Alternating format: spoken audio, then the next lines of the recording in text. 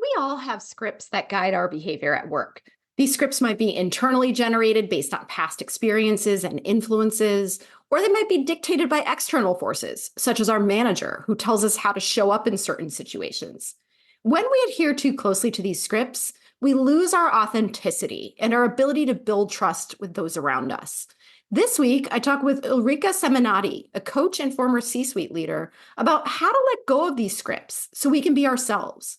We also talk about the ways in which our egos undermine our communication and connections in the workplace and what we can do instead. And finally, Ulrike shares strategies you can use to build your confidence and manage what she calls the thunderstorm in your head. Thank you so much, as always, for listening. Oh, and while you're listening, I want to remind you that if you're looking for additional support on imposter syndrome, please visit my website at kimmeninger.com to sign up for my free 7-day imposter syndrome challenge. Each day for 7 days, you'll get exercises and self-reflection questions to help you better understand and manage your experience with imposter syndrome. Thanks again.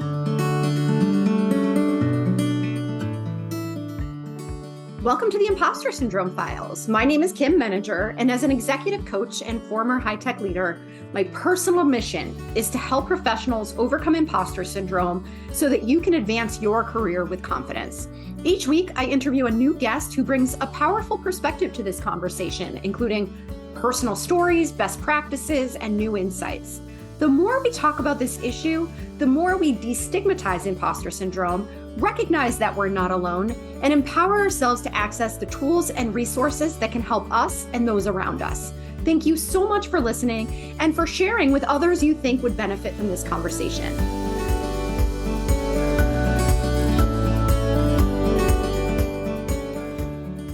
Welcome, Ulrike. It's so nice to meet you and to have you here today. I'm excited for our conversation, and I'd love to start by inviting you to introduce yourself.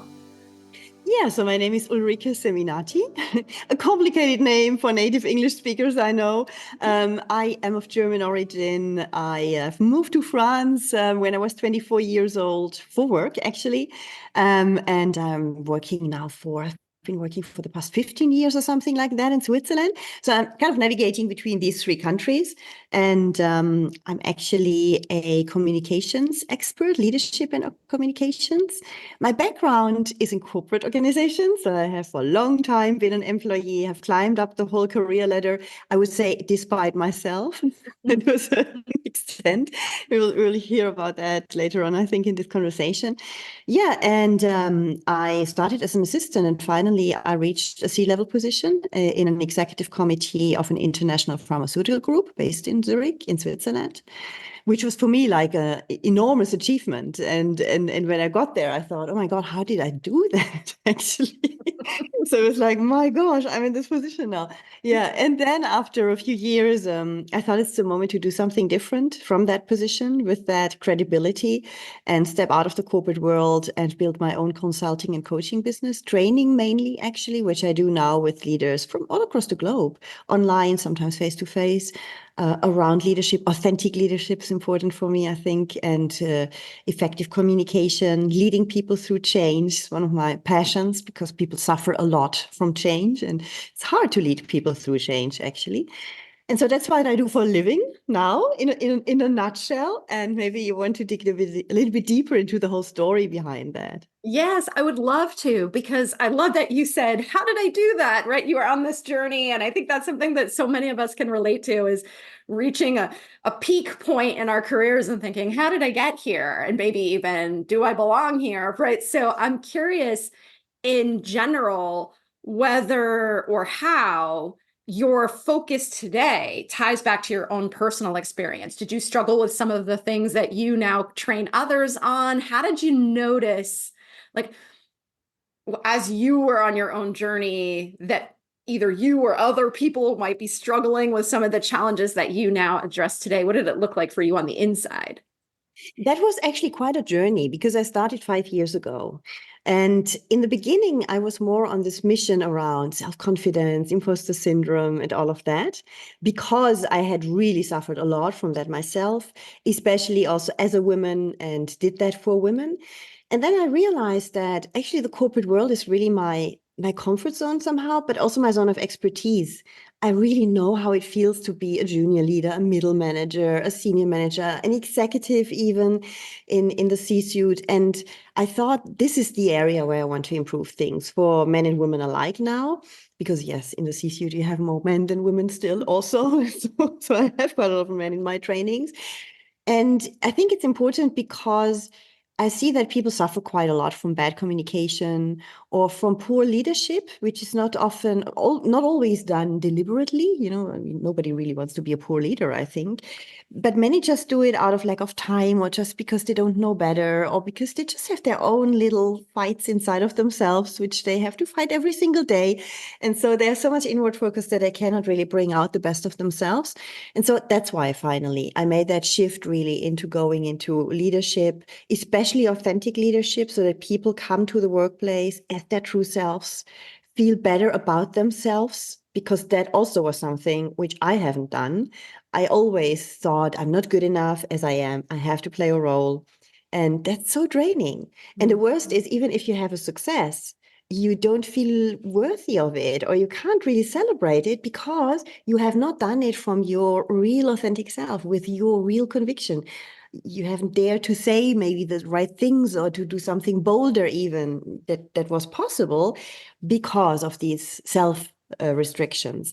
And that's why I do this today. I want leaders really to come in with their full passion, with their beliefs, with a very clear vision about why they can embrace company goals. That is a very personal one and not the one that they are told by their CEO or by their C-level suits.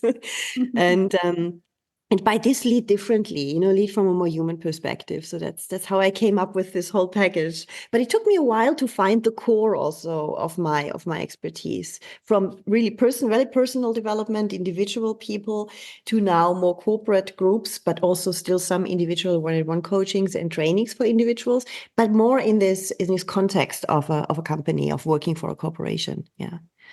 Do you find when you share that message with either a group or an individual that people have the self-awareness to recognize themselves in what you're saying? Like, where are we, generally speaking, on the willingness of people to say, yes, that's me that you're talking about, right? Because I think that's part of the challenge too, is that, to your point about these internal self-doubts and confidence challenges, it almost feels scary to say it out loud that I need help in this area. Yeah, that's absolutely true. And the higher you climb the hierarchy ladder, the higher the leadership team is in the hierarchy ladder, the more this becomes difficult, obviously, because the less you can admit that. Mhm. Because the more people think, I need to be perfect. That's why I'm here. That's why I'm the one that has been elected here to be the leader of all the leaders. And indeed, it becomes more and more difficult the higher you climb this career ladder. But that's why I think also it's the more important to work on that early on, even in your career. So if you are a person who is just, their 30s, for example, it's a very, very good starting point to not slip into like a false corporate persona. And then like 20 years later or 15 years later, think like, oh God, how can I get out of that? How can I now even admit to myself that that's not really me? And who is that me? I haven't seen her for 20 years. This feeling. But it's true, it's hard to get people out of their comfort zone. I work a lot with personality styles, let them co-create them, let them speak about it themselves, first in the third person, so that they can like describe such a person. And then usually we discuss already for a while the pros and cons of each style, which is very different. And then suddenly people start really admitting actually that they belong to one style or the other. And by this automatically, they also admit that they have some of the flaws of that style, for sure. And this is how we get into a bit of more open discussion. And I realized that finally people open up. But yeah, in the lower levels, it's much, much easier because they have this hunger of really helping themselves to make a career if they want that, and look at themselves as well. And there's more openness to learn because they can admit that they have to learn, for sure. That is such a great argument for starting this process sooner, or, earlier in people's careers, because I love what you said too around the authenticity piece. I often say this to people as part of, interview prep too, is be careful of trying too hard to impress somebody with, what you think they want to see, because if you get hired, you're going to have to play that part for the foreseeable future, right? That's not necessarily who you are. if you show up as your real self and it doesn't work out, then it wasn't a fit to begin with, and you're better off in the long run. And so I do think that there is this part of whether it's actually an implicit or an explicit message from the organization or the manager that we need to be more of something that we are not, or it's pressure that we put upon ourselves. When you are in tension between how you're expected to show up or what you tell yourself you should be doing and who you actually are, it just creates so much more stress and anxiety than it otherwise would. Yeah, absolutely. And the thing is also, when you do that, you tell yourself every day that you are not good enough as you are. Mm-hmm. That right, and you create this very negative spiral about yourself. So for your self-esteem or your self-confidence, it's very, very harmful to do that every day, because you send so many negative messages every hour or every minute even to yourself. Exactly. And then to go back to what you were saying before too about starting this process earlier, if you haven't explored any of this, or you haven't done the work, by the time you get to the top of an organization, it almost feels too dangerous to start this process because you feel too vulnerable, right? And I think that, the one of the theories or things that I've been thinking about a lot lately is just so much of the dysfunction or lack of inclusion, lack of psychological safety. We talk about all of these more, human-centered types of leadership qualities, comes from the fact that the people at the top are so insecure that their egos are too fragile to be challenged, right? And so if you have people who want to express new ideas, or people who maybe come across as smarter or more experienced, that's a threat to them. And they don't know what to do with that. And so, of course, I'm stereotyping and generalizing, but I do think that that is the case for so many humans in leadership, is that we haven't done our own inner work to strengthen our confidence, to recognize where our strengths lie and where other people's strengths can complement those strengths, that anything that challenges us becomes a threat. Yeah, exactly. I mean, many people who are in very high positions have a trait that I call, or not me personally, I call it dominance, because in the limbic system of our brain, I work with this system. It's called dominance. And in this trait, people need a lot of control. They need control because they want to be successful. That's the driver behind that. And obviously, when you have people in C-suites, for example, who want to keep that control to be sure that they and their teams are successful, then it doesn't mean that, they don't care about their team, but they care so much about that success point because they're so much used to that. And also they have so much fear, which they will never admit to themselves, never, if they don't really reflect on themselves, fear of losing the control of really making sure that the success will happen, that they will not show vulnerabilities. They feel very unsafe with that.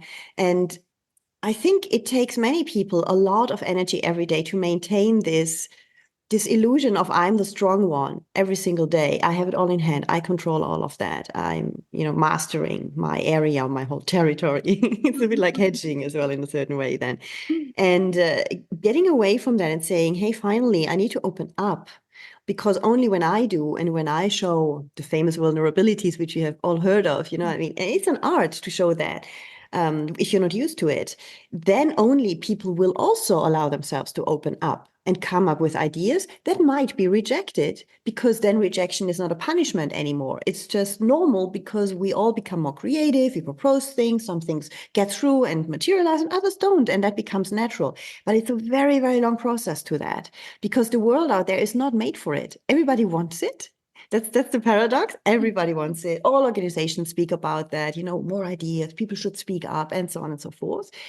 But at the end, they don't realize, because it takes this effort and the willingness to look to yourself, to maybe criticize in a way, first of all, dismantle your way of being of the past 20 years, because most of the times that's a minimum of career what people who are decision makers they're made so far. It's a long time. It's a lot of habits. And dismantling that is painful. I mean, you really need to admit it. And it's very hard to do that in front of your peers, because often you have a lot of different egos, quite strong egos in there, and they have built their whole identity around that. And it's very, very hard actually, yeah, to open up yourself towards yourself. I think that's really interesting. I work so much with leaders, and immediately they switch to, I distinguish also always between the I and the we dimension, and they switch immediately to the we dimension, the team, and how I work with a team and how I motivate them and all of that. And I say, stick first to yourself. Take time to first reflect on yourself. How do you relate to that goal? How do you relate to this activity? Before jumping immediately, and that's the team, and with the team I do this, because you don't even know where you're coming from mentally, internally. And that part, people have forgotten how to do that. We mostly have forgotten how to do that. And that's why it becomes so, like you said, a little bit even dangerous in a certain way, because people feel insecure inside of themselves and cannot admit it, because it's like a flight towards the goal, to not be in this, oh my God, I have to reflect myself maybe before, and what might I see? I often hear, oh, if I do that, if I look into myself, I will open a Pandora box and I can't close it anymore. I don't even want to know what's in there. And I said, there's nothing horrible in there. I mean, it's like, there's really, nobody, has something horrible inside of you. It's just that you will get to know yourself much better, and your triggers, your reactions, all your negative emotions, you can much better understand where they're coming from, can handle them better. Your stress will go down a bit, or maybe a lot, even if you do that very well. So you can do a lot with that, which is positive. You're so right. And, we tend to think of that in terms of vulnerability. And also, oftentimes we translate vulnerability into weakness, right? And I have to protect myself, my image, my control, as you said, and digging below the surface in this way is going to undermine that, as opposed to seeing that as actually that is strength. Because the better you understand yourself, and one of the things that I tell everybody to think about, no matter where you are in an organization, is know your triggers, right? Know yourself well enough to know. And that means paying attention when you're in different interactions, if it's one-on-one settings, if it's group meetings, if it's whatever it is that you're doing that makes you uncomfortable in some way, right? I think of that as your body's check engine light, right? I'm feeling particularly irritable right now, or I'm feeling really insecure right now. Whatever it is that makes you feel uncomfortable is an opportunity to examine further what might be going on. And the more you understand, oh, every time I'm in this kind of a conversation, I tend to get triggered. What does that tell me about myself in relationship to this situation? And what can I do proactively going forward to minimize that, to manage my response more effectively? And so it actually comes from a position of strength, not weakness, to do the kind of work that we're talking about. It's just not perceived that way because it's not the way that we typically or have typically done things.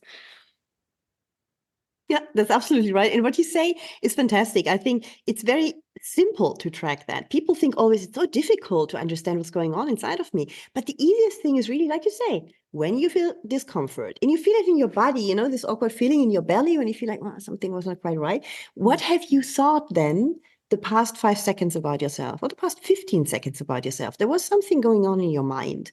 And where did that come from? And really writing it down, because we try to have quite a nice amnesia around that and forget it immediately. So really write it down, because that's our ego protecting us, not wanting us to see all of that stuff. So write it down. And after a week, you will see there's a whole heap of beliefs and sentences that you tell yourself. And they shape usually a pattern, because it's more or less in the same direction very often. And you will understand, wow, that's what's triggered in me actually. And there's maybe a fear behind that, or some of your beliefs that are so strong that you always fall into the same trap when there is the same trigger or the same type of person in front of you, which is maybe why you have conflicts with certain other personalities, depending on who you are and how you are. And I think that is very important, to really self-analyze regularly, and to just step back for even just 10 seconds when you have a strong reaction, and not run into this and dive into this emotional reaction, blah, and do all, but just breathe once and think, what did I think before? What was my last thought? And just understand a little bit better what's going on. We are so much triggered by our ego. And it's quite funny, actually, when you start looking at it and get a distance from it, how how I see it sometimes, like a little child who is getting crazy because it wants chocolate or something. It's a bit like that. Because for nothing, it can freak out our ego completely. Wow, I need that. Oh, no, I don't know. This is not, wow, this is not respectful towards me or something. And you get completely mad about something. Sometimes it's maybe justified in a way, but often it's just your reaction to it. We make things or things happen, materialize because we show a certain reaction also to it. If we don't, they will not materialize, at least not that same way. And I mean, there's so much behind that. You're so right. I absolutely love what you're saying. And I say this sometimes to the leaders that I work with. I say, you have no idea how scary you are because they're behaving in ways that feel very natural to them. I always say, people, everyone's behavior makes sense to them. It may not make sense to us, but it makes sense to them. And what you're describing is, sometimes a disproportionate response from somebody really can have a huge impact on the people around them. Whereas, maybe that just reminded them of something that was traumatizing earlier in their careers. And they just had this sort of reflexive response. And the higher up you get within an organization, the more people are watching and scrutinizing your every behavior. They're trying to read you. And so if you're feeling insecure, if you're having a lot of self-doubt, you may be thinking to yourself, kind of like you said earlier, right? Like, well, how did I get here? Like I'm among all of these really smart people, but I'm not one of them, right? And so it's like I don't feel the same sense of self that other people attach to me, right? Like other people are like, oh, look at her, or look at him, and so we don't see the impact that our behaviors have on the people around us. And so if we're not taking that extra step to manage that emotional response, that makes all the difference in the safety, the environment that we're creating for the people around us. Yeah, because if you have someone in front of you who is not really honest, because they try to be perfect in the worst case, which does not even exist in perfection, yeah. But I'm a perfectionist too, so it's like it's horrible, I mean, it's like, yeah, if you're aware, then you can manage it at least a bit better. But there is no such thing, and that means if you are let's say you're really in a quite high position, a lot of people are listening to you in a big town hall meeting, and you speak about a bigger change coming up, and you think that you need to show up very, very secure, very sure about the whole thing, as if you had a plan for everything, everything's under control, and you bring it across like that. But inside of you, you know very well that there are some things where you have no clue how it will work out, because that's usually the reality. It will somehow filter through, and people will see this self-assured person. If you ask them, they might even say, yeah, that was a really strong character and strong self-assured person. But yet they won't believe you. Yet they will say, I don't believe that if he's saying we will be better off in 3 years if we do that, I don't think so. And that's the result of the fact that inside there's something different than on the outside. And then the body language, these little micro mimics that we have, are not congruent. And people see that, they hear it in the voice. And when it's overly confident, for example, people have doubts. I mean, the alarm bells go on because somehow we know nothing's perfect. So overly confident, it's all fine every single second, can't be. And so we start doubting the whole thing afterwards. And I think it's much better to be honest and say, okay, if something is not clear in a change project over 2-3 years when you announce it, which is the reality, actually. There are many things that aren't clear. Instead of saying, no, we have it all under control, we have a plan and everything's fine, you can say, yes, we have a plan. But I know there might be some things which are not under control. There may be even things which I cannot answer you today because I do not know how it works out. But then if you're really senior leader, you need to add something that people can trust you also and be reassured. And you can say that you will do your very, very best, that you can assure them you will do your very, very best to work it out when it comes, when these unknown things will pop up.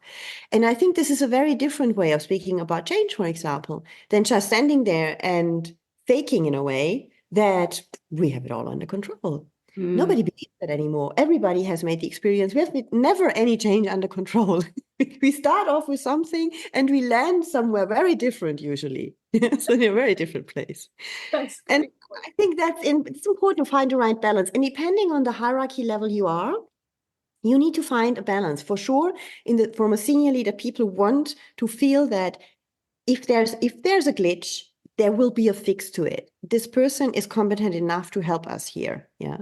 So you need obviously to convey something like that, but that doesn't mean that you have to say that you know it all. It's just another way. And I think this is important to understand. And I see that not very often in leader positions like that, or in typical town hall meetings. Usually it's everything's fine. The slides are great. And it's all very glossy and polished. And people go out and they feel like it's quite empty. You know, what was there a real message? It's just the usual corporate stuff. I can't believe that anymore. And you're right. It feels hollow because they also know that they've been through this before, and they can't trust that what that person is saying is true because it defies their own experience and their own logic, to your point of who can predict everything that's going to come with change and how we're going to adapt to everything that is presented to us along the way. And so I love what you're saying. This comes back to sort of my definition of confidence, which I think a lot of people, especially perfectionists or people who struggle with imposter syndrome, when they think of being confident, it means, oh, I'm so self-assured and I believe that I have all of this great expertise and I'm fully prepared. And to me, that's not confidence. To me, confidence is trusting that you can handle whatever comes along, right? So I don't know everything. I don't need to know everything, but I know that when a question is asked of me, I can go research it and I can access the resources to figure it out. And I think it's the same thing as what you're talking about with leaders, is to be able to stand up there and say, I would love to be able to tell you that I have every answer to every question you have, but let's be real. That's not the case in any change. However, I will tell you that, my number one job is to make sure that, and then people believe you and they trust you and they believe that you care about them. And I think that is at the heart of everything that we're talking about, is just letting go of that fragile ego long enough to be able to be authentic with people. And you'll find that if you can do that, you actually end up being a better leader than you are today. Yeah, absolutely. I would call it actually, get away from the corporate script. Either one that is really scripted by your communications department, like I have also done for so many years. So that's why I'm also talking about this. Or from the one that you have created in your head without even realizing it. The corporate script or the corporate description of yourself. Get away from that and start just to be human and yourself. I mean, it's just human logic. And we lost that quite a bit, I think. But like you said, also for people who are, I have had also quite a lot of younger women, younger from my perspective. I'm 51, so a younger woman from 35, for example, yeah, who are at crucial steps in their career. It's like really making a next quite important or nice step, which they really want to make, and then they become so nervous in meetings, like, oh, what if someone asks a question and I can't answer? Like what you just said, it's one of these huge stress factors when people have to present something. Presenting something alone is for many people a stress factor if you don't like to present in front of others. But that thing, oh my God, if a question's coming, I can't answer. Oh, disaster. And say, no, why is this a disaster? Do you know anyone on this planet who can answer any question? Even if it's a question in your area, you can't know it all. But just be honest. Don't try to find strange and fluffy answers. If you don't know it, say it. And that shows confidence, that you say, I can't answer correctly, or I could give you a fluffy answer, but I don't think that you deserve that. I will really look into this matter and come back tomorrow, next week, whatever time it needs really to get this answer. And being just very honest about that is so helpful. And it's refreshing because we all know how it feels when you're in the audience and somebody comes with a very vague answer, avoiding the topic somehow. You know that you don't believe this person anymore. You think, oh no, the poor one. Now she lost them all. Yes, they don't believe her anymore. Look at the faces around you. Oh God, oh God. And we don't want that. No, you're so right. And I think that, we live in a world where information is created at such a rapid pace that to have an expectation that you could know everything or be able to respond to every question is just ridiculous. It's not realistic. And so I think about that a lot as well, because that is probably the number one response that I get when I ask people what undermines your confidence. It's that fear of not being fully prepared. Oh, someone's going to ask me a question I don't have the answer to. But you're absolutely right. I often think of it as going on offense rather than defense. And what I mean by that is don't freeze and start apologizing and start defending and say, oh, I'm so sorry. I know I should know the answer to this. No, you just own it, like you're saying, right? Well, I could give you an off the top of my head answer, but I don't, I love what you said about, I think you deserve better than that, or I'd really prefer to think about this for a bit and get back to you. And if you respond with confidence, you inspire confidence in the people around you. It's when we start to get uncomfortable with it and we start to look guilty that other people start to think, well, maybe she should have known the answer to that question. Yeah, it's exactly that. I mean, the so-called mirror genes, which we all have, human beings, are very strong. Yeah, we are mirroring very often what we see in front of us. If somebody gets aggressive, we get aggressive. Yeah, for sure. If somebody's, like you say, very insecure, we confirm and say, oh, just an insecure person. They don't know what they're talking about. Who? And we do that automatically. We judge permanently, actually. That's also something what we do. And being aware how quickly we judge. And that's the thing. We are so afraid of judgment in everything we do that we try to fake things or to be perfect all the time or to look good at least, yeah, to look good in a sense, in a professional sense. And that is the biggest mistake because that's when you start faking it. That's when you start hiding traits of you and not liking them anymore, not even appreciating them yourself over time because we unlearn to appreciate ourselves in our lives very, very early on, actually. As soon as we start having the first self-doubts, we continue to confirm that all the time. And I think it's about really reversing that spiral and just have a higher level of, okay, I'm maybe not perfect, but I can do that. What I think is really important and what helped me a lot as well and is it's hard to change your level of self-confidence, obviously. It takes really time because you have a lot of thoughts in your head and it's so much ingrained sometimes, very, very hard.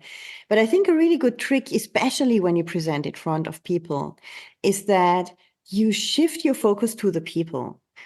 You have to force yourself to do that, probably, because if your confidence is low, you have a thunderstorm in your head that is killing you about how do I look like? Oh my God, I'm not sure if my skirt is now in the right place in my hair. And oh, what is on that PowerPoint? What did I say? Oh no, I forgot that sentence. You have the huge thunderstorm. Horrible, yeah?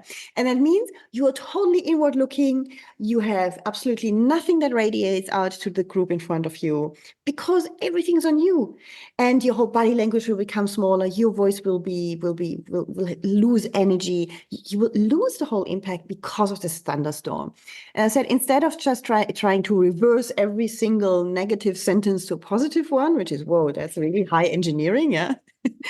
better do something relatively simple. Try that. And when you feel like, oh, I'm fully in myself, focus on the people.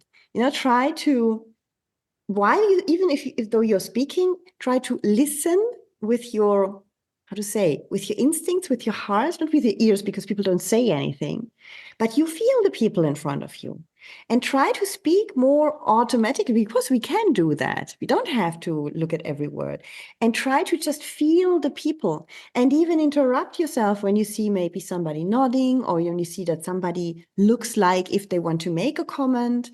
Having that courage then to maybe ask for it, like, yeah, you wanted to say something, yeah, and to be just a bit more spontaneous because you focus totally on the audience and shifting that again and again and again. You have to do it in half an hour of presentation, 50 times probably, 100 times probably, because automatically you always come back to your, oh God, am I good enough thing, yeah?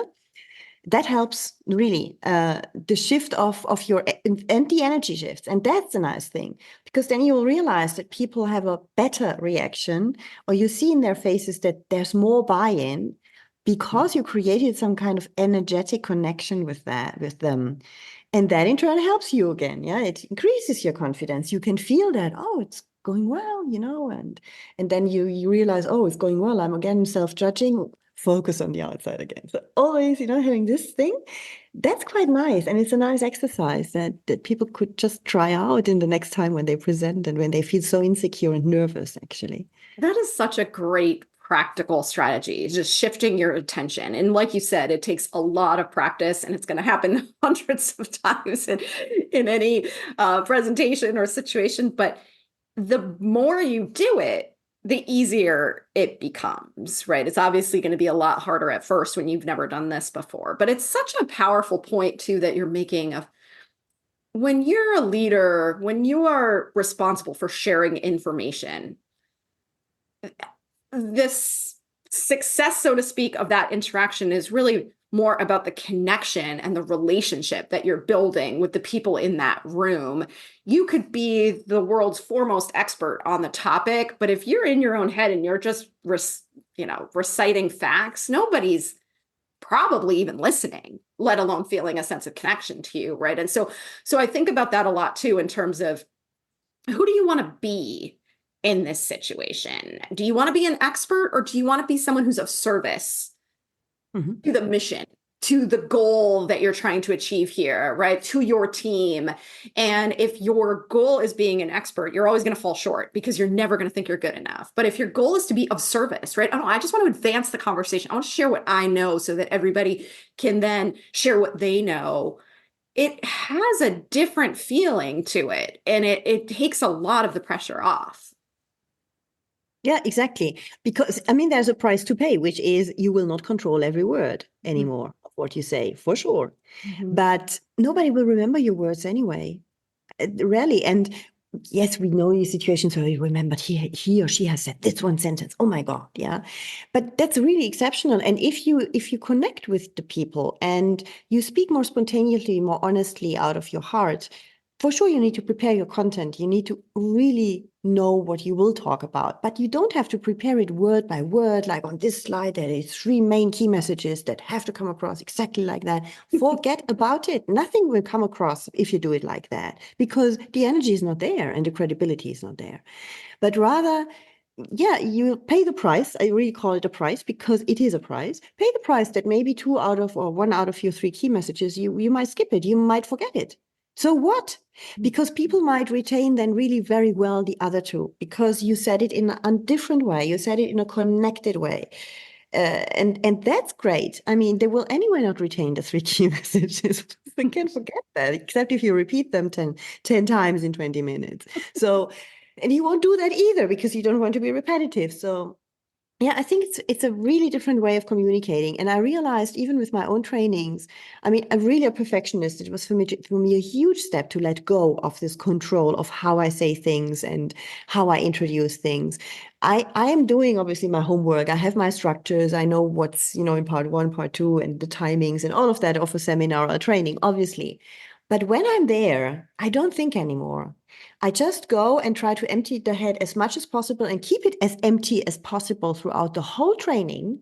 Even now, while I'm speaking, I don't try to prepare my sentences while I'm speaking, what we usually do. I just let come out of my mouth what's coming out. And that's not perfect, but it's authentic. And I know it's coming from a place of energy and not from a place of, I don't know. It's even like acting like an actor if you do it differently. And that's in real life, that doesn't convince people. Yes. Oh, and I think what you're talking about too, if we just sort of circle back to an earlier theme, is being human. And people know when you're being human and when you're not. And if you want to be an effective leader, how many facts you have is not going to be the measure of that. Nobody is assessing your leadership based on your encyclopedic knowledge of the subject matter, right? It's really on how you connect with the people around you. And I think that's such an important thing to remember. Yeah, absolutely. And this is how also you will be seen as a future talent. If you really want to climb the career ladder, that's one of these major aspects that differentiates you from all the other experts. Because expertise in an area everybody can gain. But this human side is much more difficult if you don't have it naturally. And many people don't have it naturally. It's really exceptional people who have it naturally. Many have to work it out, yeah, and to give themselves, I would just say, be really friendly with yourself. Start finally being friendly with yourself and give yourself that space to be how you are and to have some flaws and to not speak in a perfect way. And yeah, maybe not, but at least you come across, people can feel you and not the corporate persona that you wanted to show to them. And this is where you get connection. And this is where the doorbell is ringing. We spoke about authenticity. That's right. We talked about not pretending that we're perfect and allowing for the doorbell to ring and the dogs to bark and whatever else is happening in our lives. And Ulrike, this has been such an amazing conversation. I really could talk to you all day, but in the interest of time, I know there are others who are, really drawn to what you're saying as well. Where can people find you if they want to, have more of you and your work? Where can we find more of you? Yeah, best place is simply my website, which is my name. So a little bit complicated, but you'll put it in the show notes. It's ulrikeseminati.com. and it's again ringing. And Ulrike Semin, can I open or is it a problem? No, sure, go ahead. Yeah. Yeah, so people can find me on my website, ulrikeseminati.com. And what you can find there is also courses for individuals. It's called For Individuals, where I do usually 90-minute courses, quite short ones, around communicating with impact, creating more presence, for example, and these kind of things, what we discussed about in bits and pieces, which are always very pragmatic. Or they can find me on LinkedIn simply under Ulrike Seminati. And it would be a pleasure to get in contact for sure. Wonderful. Well, thank you again. I really appreciate hearing your perspectives and appreciate the work that you're doing. And as we talked about, I will share those links in the show notes as well for anyone who's interested. Thank you very much for having me. It was a really, real pleasure. Like you say, we could have discussed much longer, but there's a lot to this topic. Thank you very much. Thanks so much for listening to the Impostor Syndrome Files. If you would like to continue this conversation in a safe and trusted space, I would love for you to join my virtual discussion group every Thursday at 12 p.m. Eastern. For the past several years, the group has been limited to women, but it is now open, regardless of gender, to anyone who is interested in exploring and troubleshooting common workplace challenges, building better awareness of ourselves and others, and becoming more inclusive allies at work. Check out the show notes for more info on how to find us, and please join us next week for another episode of the Impostor Syndrome Files.